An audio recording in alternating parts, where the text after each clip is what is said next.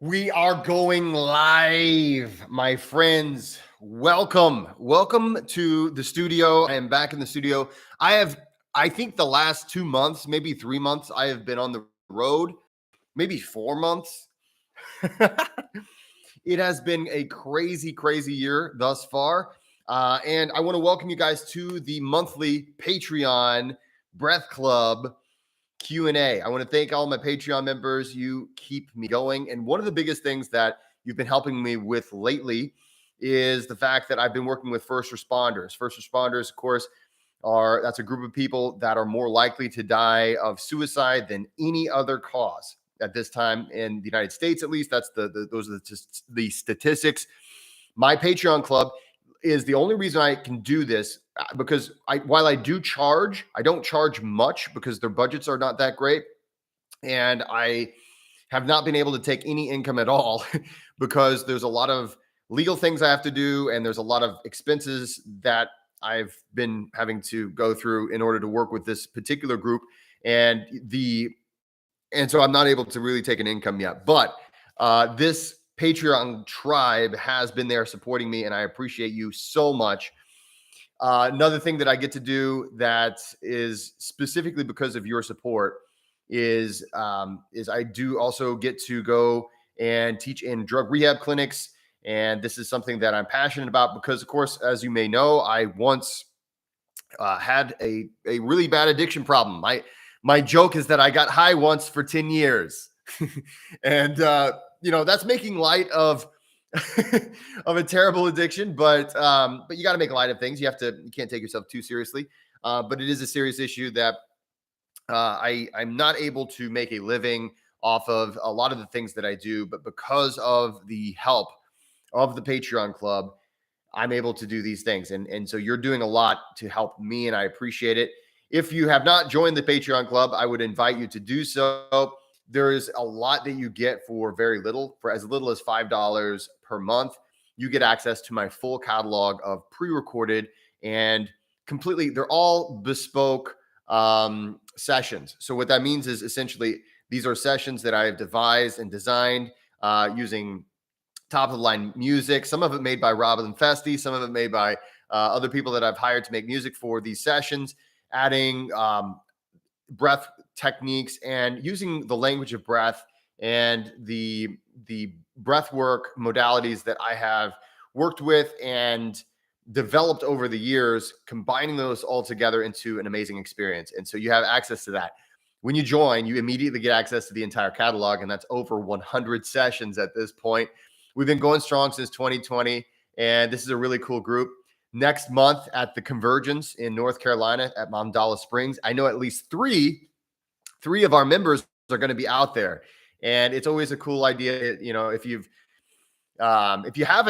never worked with me before, one of my events, the Convergence Retreat, we've only got 5 more seats left for the Convergence, and that is July 14th, 15th, and 16th in Mandala Springs, North Carolina.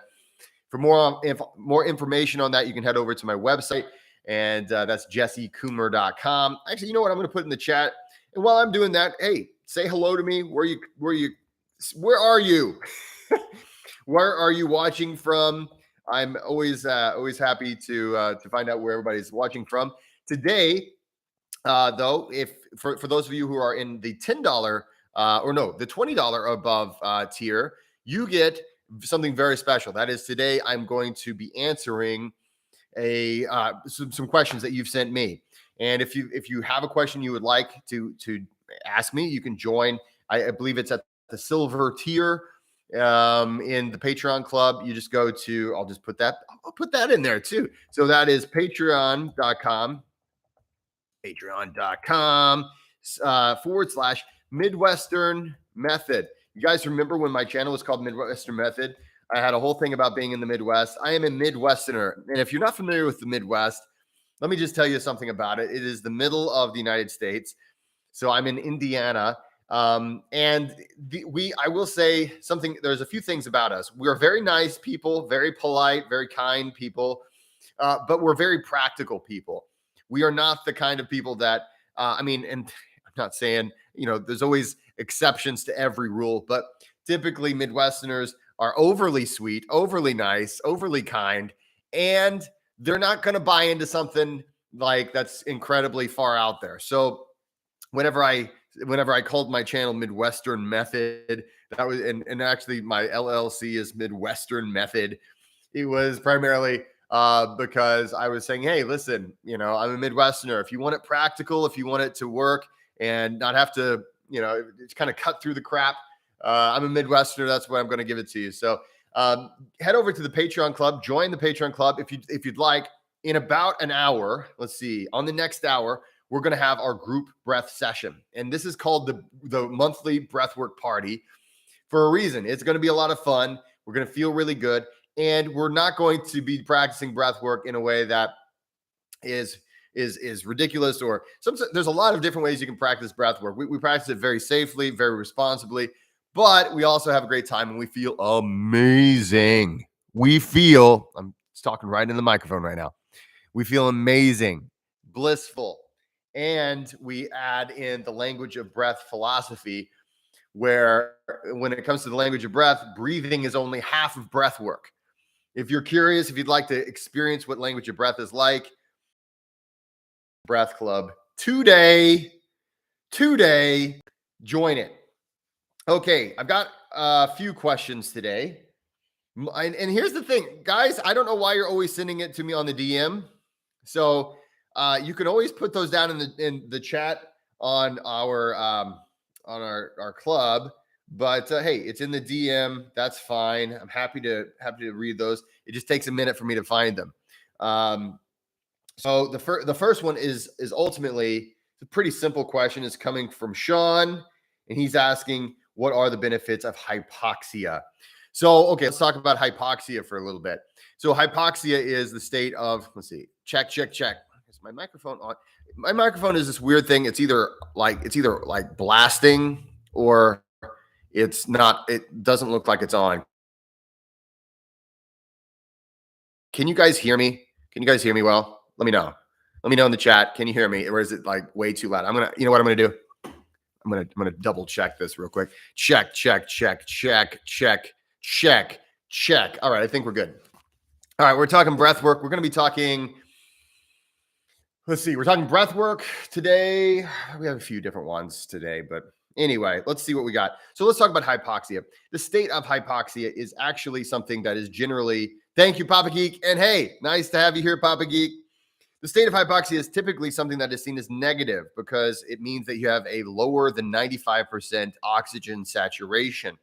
And if that is the case, then why is it that people practice breath work oftentimes and try to induce a hypoxic state?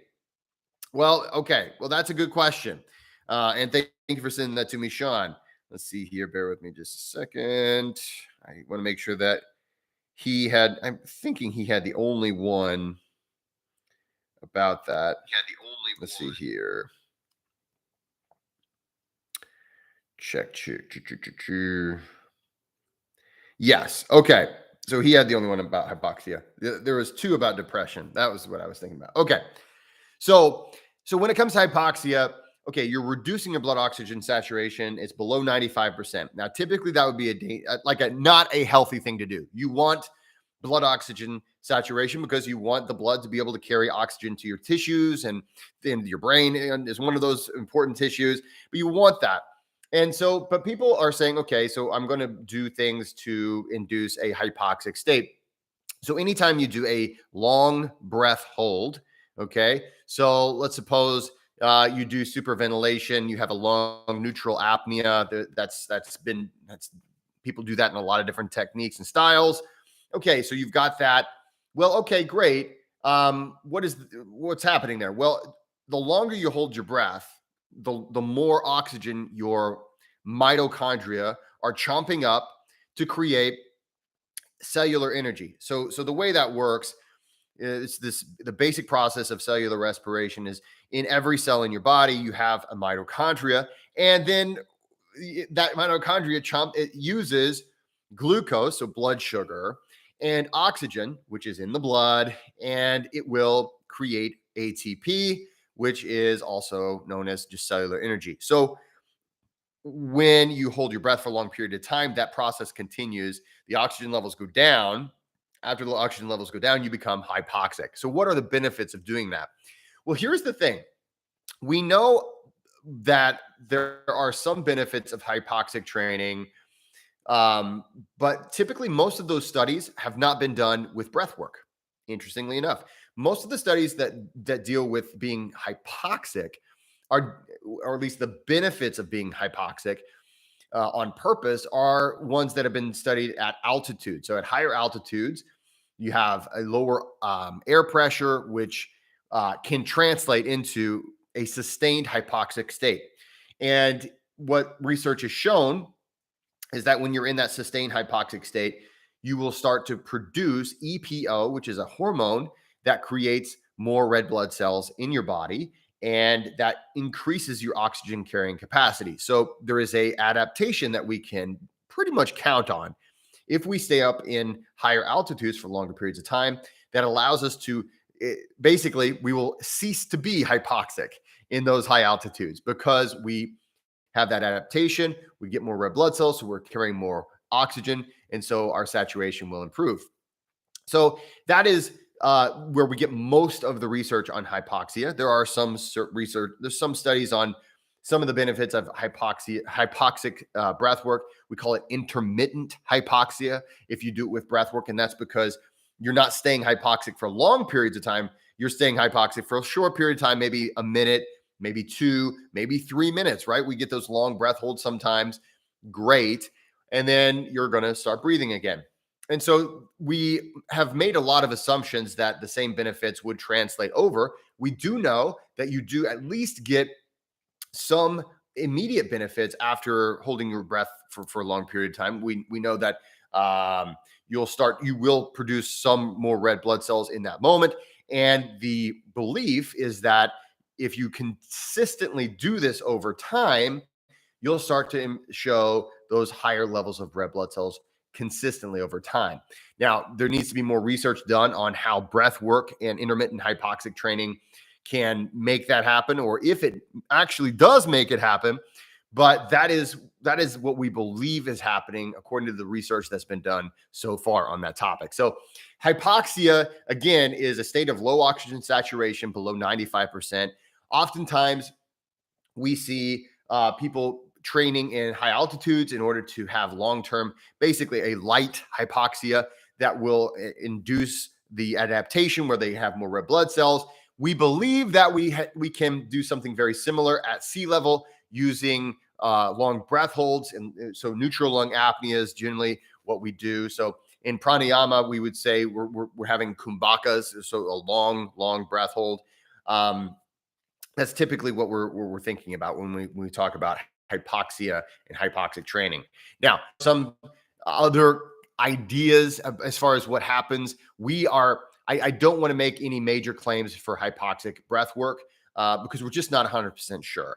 But ultimately, that is the primary benefit that we're pretty sure that happens. Your oxygen carrying capacity will increase. So that is the primary benefit. And there are some other theoretical benefits, but I tend to try to stay with the stuff that we're pretty sure or we're sure of. And that's the big one right there. The second question, I have two different two questions about depression and breath work from the Breath Tribe. And let's see here. We got one from iGuard and we've got one from Susan. And so bear with me just a second. Ultimately, both of them are talking about depression and breath work. So I'm going to combine these two questions together, and I appreciate you guys asking these questions. Of course, keep sending them as you have them, and we'll answer them next month. But basically, the two of them have two different questions that come around depression, and I was reading those before. One of them is just simply, are there any breathing techniques that are good for depression? The other one, she told me a story. And so I want to approach this because I think in the breathwork world, there's a lot of discussion around breathwork as a remedy for depression, or breathwork as even a cure. Some people will even throw that word around. And I think this, like so many things, we want simple answers and we tend to not want to be open to the complexity that actually is there. We also would love, like, there's a reason clickbait is clickbait, right? So there's a reason why people click on the thing where it's like just one simple trick and this will go away. One simple trick and you'll never get sick again. One simple trick and you can kiss hangovers goodbye. I wish. Anyway, so are there breathing techniques for depression? There are people out there that will say, do this breathing technique or whatever style or this or that. Oh, I have the cure to depression. It's do this breathing technique and I don't know, whatever else. But that is oversimplifying what depression is. And I don't really like I really don't like it when people try to oversimplify things, and especially when they're trying to sell a cure for it. So I would say first of all, I appreciate the question, but the question is couched in a context that makes it seem as though it's a yes or no question. I'm going to re-ask the question, and actually, I'm going to bounce off of Susan's question. Susan asked the question. Basically, her sister. She's worried about her sister. Her sister's been going through some rough times lately, and she is worried about her sister. She wants to suggest a breathing technique or a breathing session from the Patreon club for her sister to hopefully help her with her depression. So here is something that I want to make perfectly clear. In many cases, we become sad. Sadness and uh and feeling and certain periods of time, which I often refer to as seasons in our life, that are that we might say, hey, I'm feeling pretty depressed, right? Those are normal. Those happen. Now, having said that, how you respond to such a situation, right? Because this is Susan's, and I appreciate this question, Susan, because you're not alone. So many people, and so many people have momentary bouts of depression, especially when they are paired with issues that happen in our life. So, for instance, many of you know, I don't know, actually, I don't know, I don't talk about this much, but there are some things in my life that have hit me really hard, really, really hard. And early on in my life, the things that hit me hard, those were my fault. Later on in my life, they were not my fault. And it doesn't matter. When things hit you hard in life and you get knocked down, it doesn't feel good. It doesn't, right? It feels bad.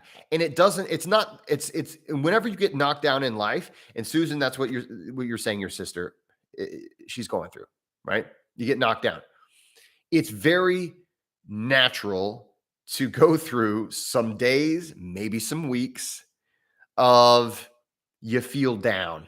It's if And I would say it would be unnatural if you were to go, let's suppose your spouse dies, or in my case, um, and I know it's kind of a weird story. My wife and I, we were trying to adopt um, two amazing, beautiful little girls, and um,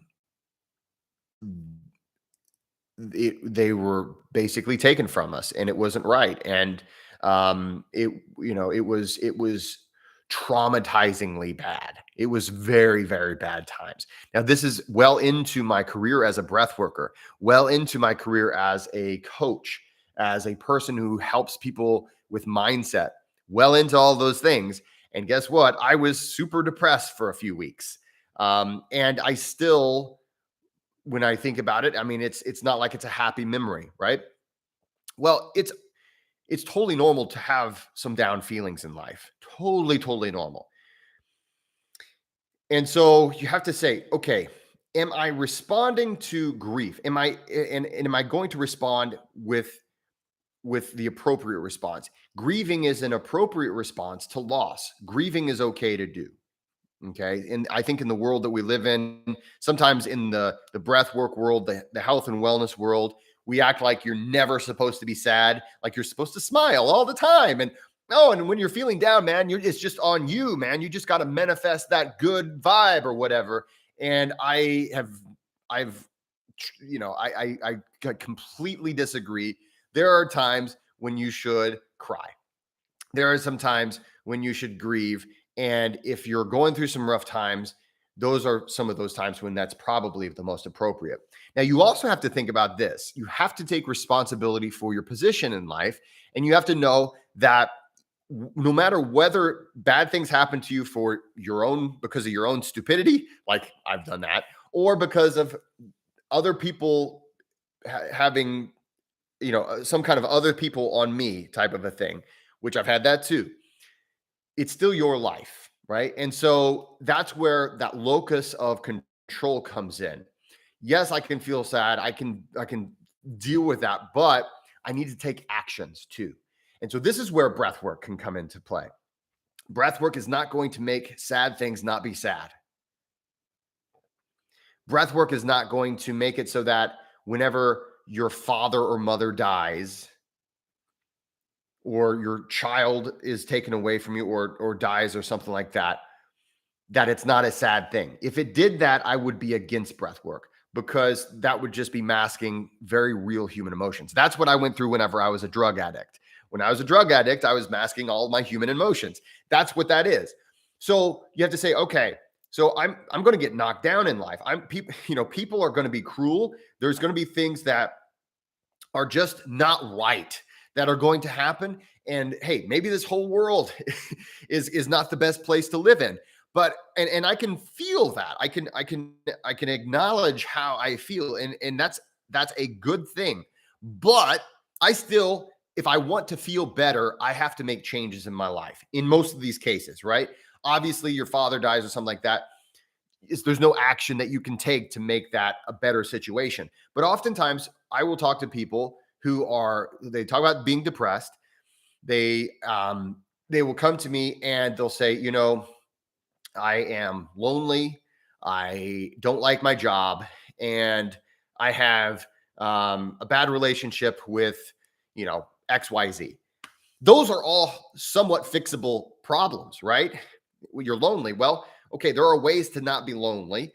And if you don't like your job, well, there are actions that you can take, in many cases, to maybe get a new job or figure something else out.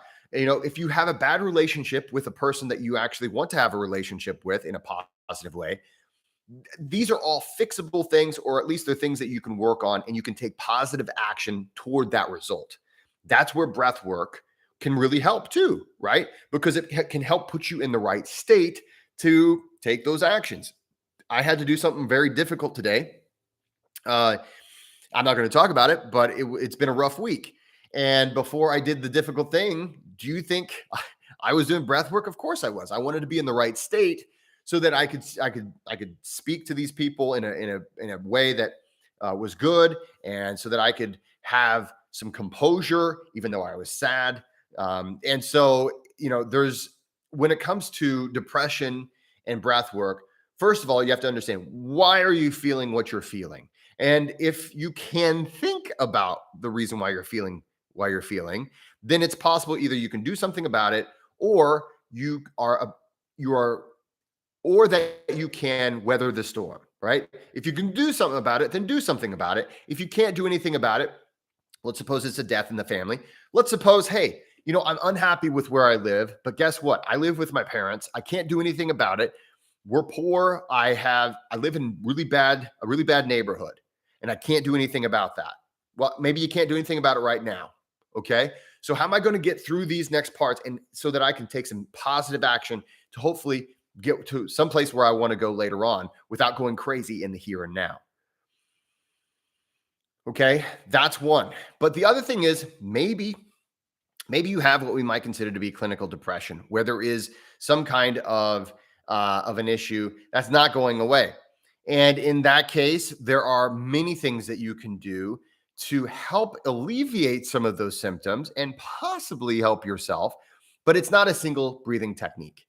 So I'm sorry, guys. I know the question was supposed to be just give me a technique to solve depression. But the reality is that if I were to just say, okay, just do this, this, and this, that would be disingenuous and that would not be a good answer. And that's the whole purpose of this feed is I'm answering questions in a in the best possible way. This is me answering questions as if you are asking as my client. And so, Susan, in your sister's case, it sounds to me like she's got some decisions to make. She's got some grieving to do, and there are things she can do to improve her life. In that case, things that would improve the autonomic nervous system are going to be great. Get her in the right state to take the action she needs to take.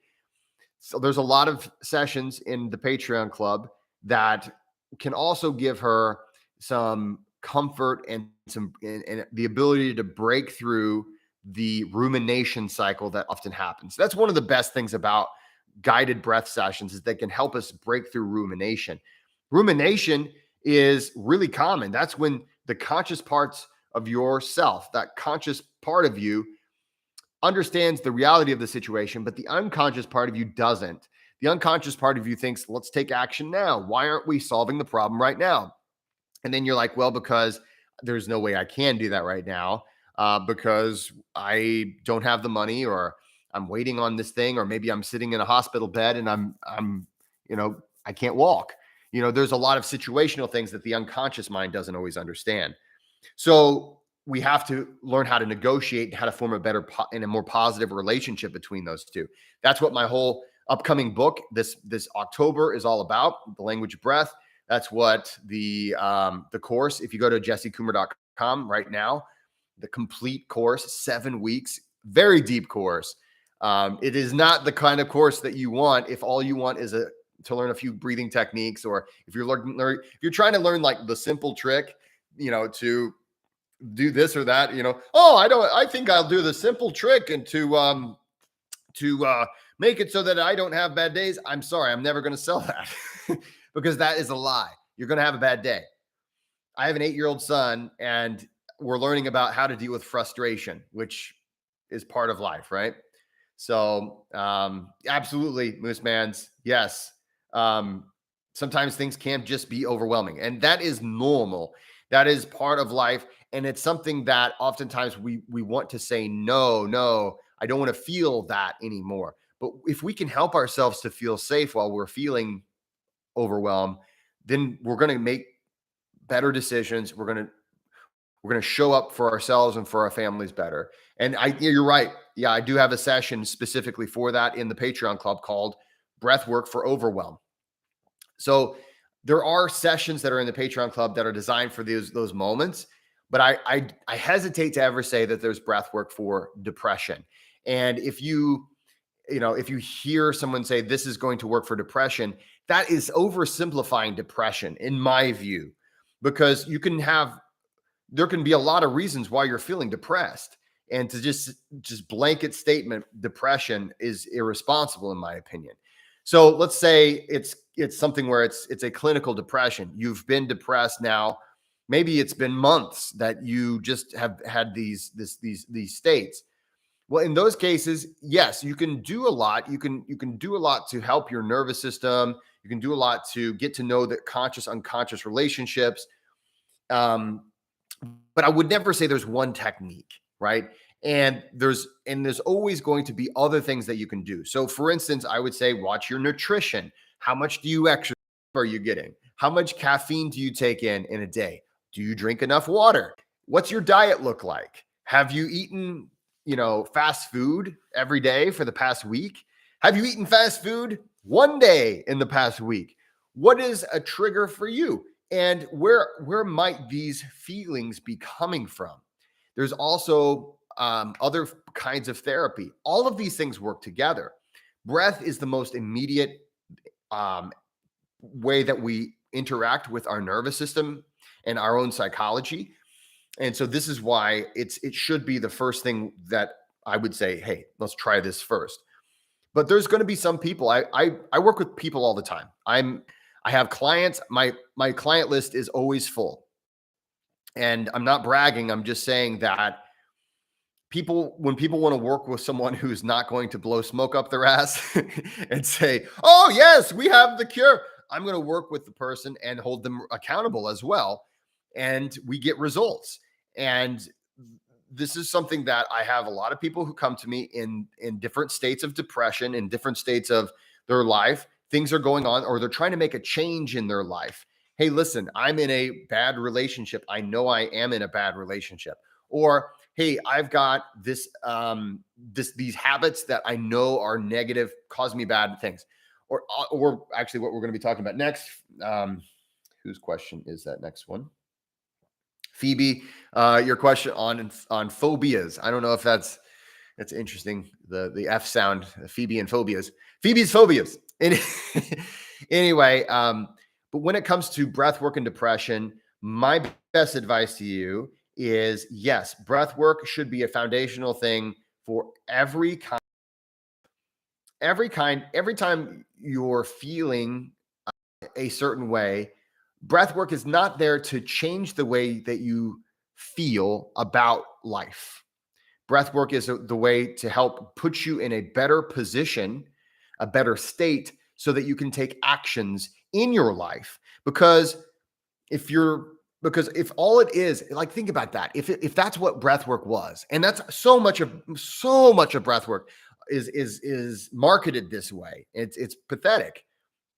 If that's what that was, I guess you just have to sit there and do breathing techniques all day. And I will say, every breath you take influences your nervous system.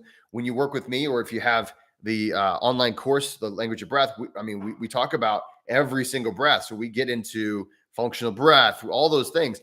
But, at the same time, if maybe you're doing perfect breath work, but every night you're going out to get wasted. Yeah, you know what? You're probably you're undoing a lot of the good that you could be doing for yourself. If you're doing perfect breath work, man, oh my God, every breath I take modulates my nervous system, and oh man, let's just suppose that was possible. And then you don't get any sleep, man. Every night I don't get much sleep.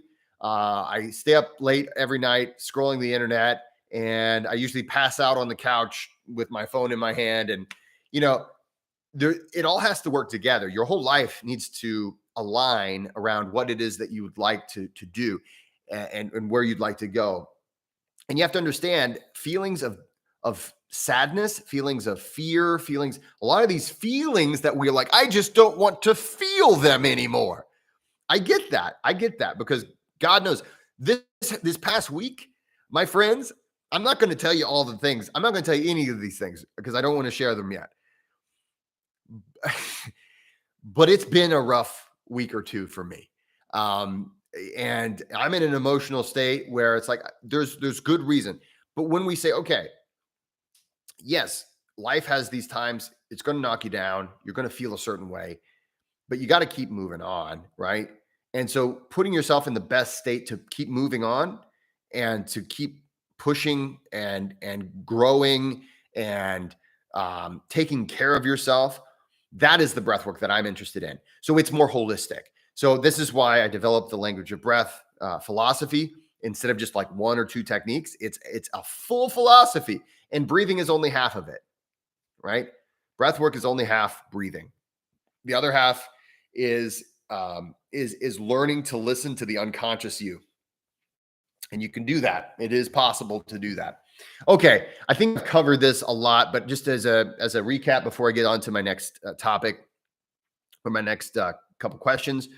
Again, one, there is no specific breathing technique that is going to cure or alleviate all forms of depression. Depression is a complex word. It's a kind of a loaded word. There's a lot of different ways a person can feel depression and a lot of different reasons why that might be. And even if there were some kind of a technique like that, everything else in your life needs to also align. So breathing is a great way to get yourself in the right state so you can take positive actions to move yourself towards the goals that you want and to help you take better care of yourself. But you still need to drink water. You still need to go to sleep at night and get plenty of rest. And here's the thing. Oftentimes, whenever we're in these states of depression or chronic stress or anxiety, we're not sleeping well, we're not eating well, we're not doing these other things. And it's not necessarily that is why I'm feeling stress and anxiety. I mean, when you're stressed out and you're depressed or you're feeling anxiety, it's hard to sleep, right? Well, this is where breath work can help you. We can start to get a better night's sleep because we can start to modulate some of these things by sending signals back to the unconscious self. For more on that, you can take my course or you can wait till October to buy my next book. Okay, guys, let's see here where we got phobias. Okay, phobias. So I had a question from Phoebe. Yes, Phoebe's phobias. About phobias, and she didn't ask anything specific other than is it possible to what was it? Hang on a second. Let me find the actual question. But it was something about just is it possible to use breath work to overcome a phobia? Hang on.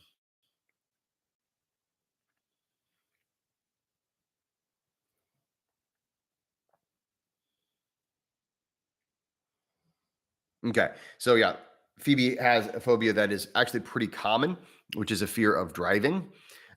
So first of all, Phoebe, thank you for sharing this, and just know that you're not alone, and that it is completely possible to overcome phobias. I've worked with multiple people who we've been able to get them past a lot of these phobias.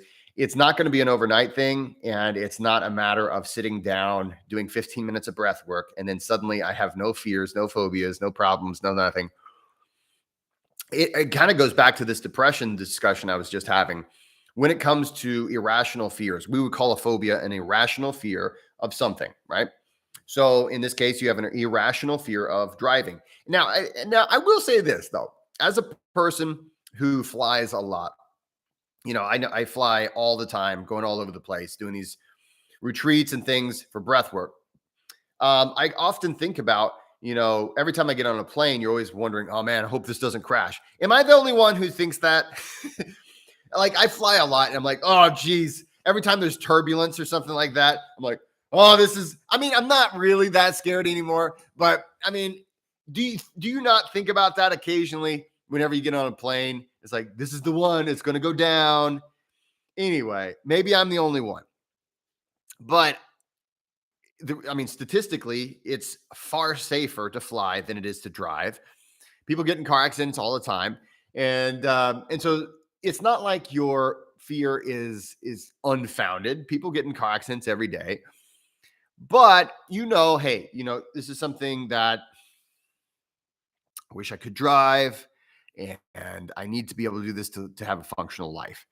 So this would be something where you would want to either you would want to work with someone. Oftentimes you can work with someone who's doing like cognitive behavioral therapy. That's typically how, um, uh, whenever I work with clients, we just kind of stair step a lot of the way. And I document this in my next book that's coming up in October, because this is a really common one. People reach out to me all the time saying, hey, I'm afraid to drive on the highway.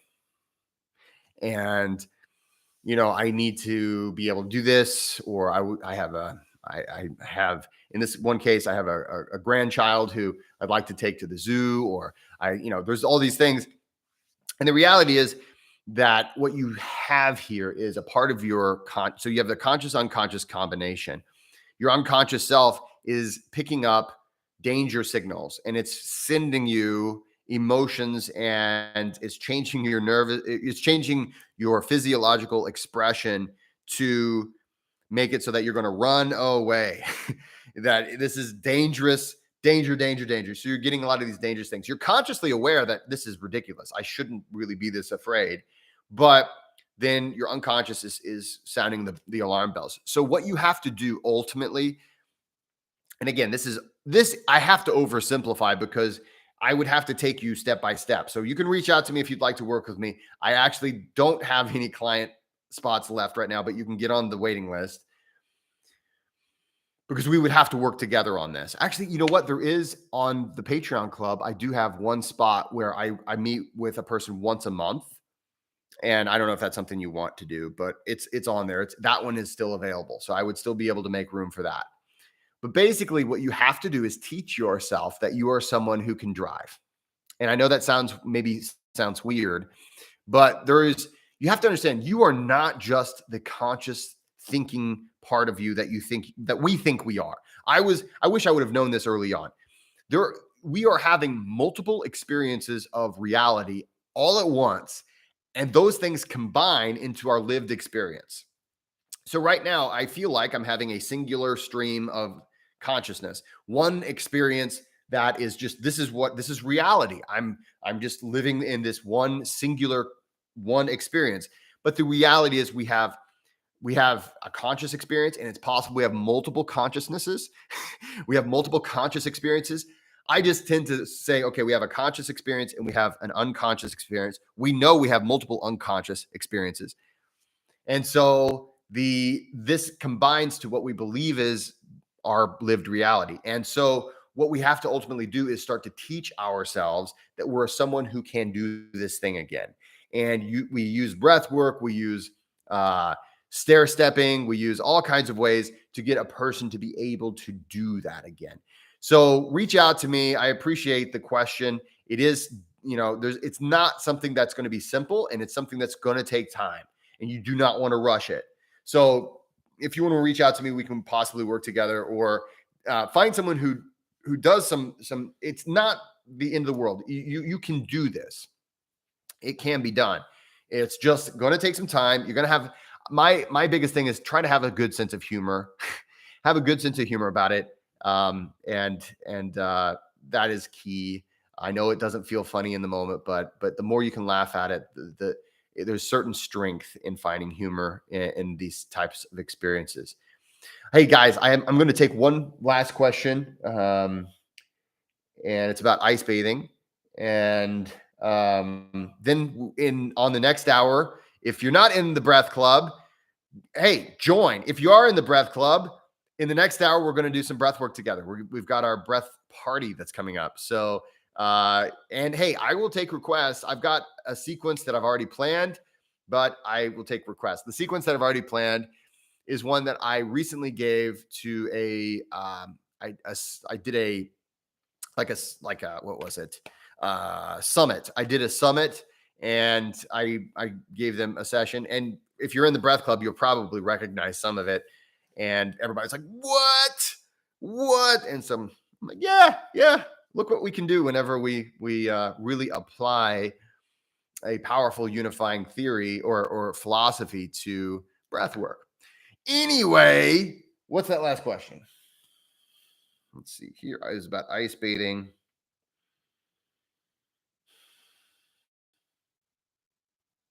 Okay.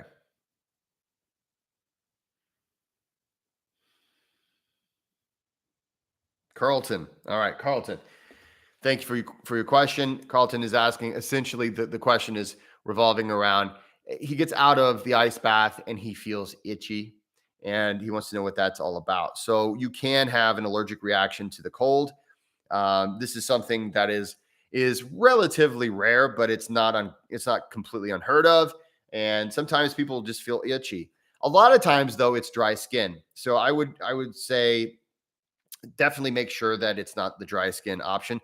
I don't know where you live, Carlton, but here in Indiana, it probably isn't dry skin this time of year because it's very humid right now.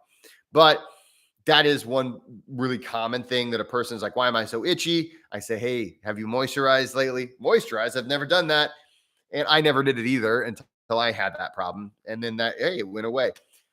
For other people, it's the fact that maybe you might be new at ice bathing, and the opening and closing of the capillaries on the surface of your skin can sometimes, your nervous system picks it up, and it's like kind of a weird sensation. It's like, what is that? And so you just you get the sensation of itching whenever it's not really that. It's just the opening and closing of your capillaries. In some cases, you have an actual rash. You have some kind of an allergic reaction. And in that case, my best advice to you is to go slow into the cold. Try it with lukewarm showers and slowly and very, very gently get into cold exposure training. Some people I know, they just are like, screw it. I'm just going to keep up with the ice baths and, because the rash goes away pretty quickly. I personally am not a big fan of that.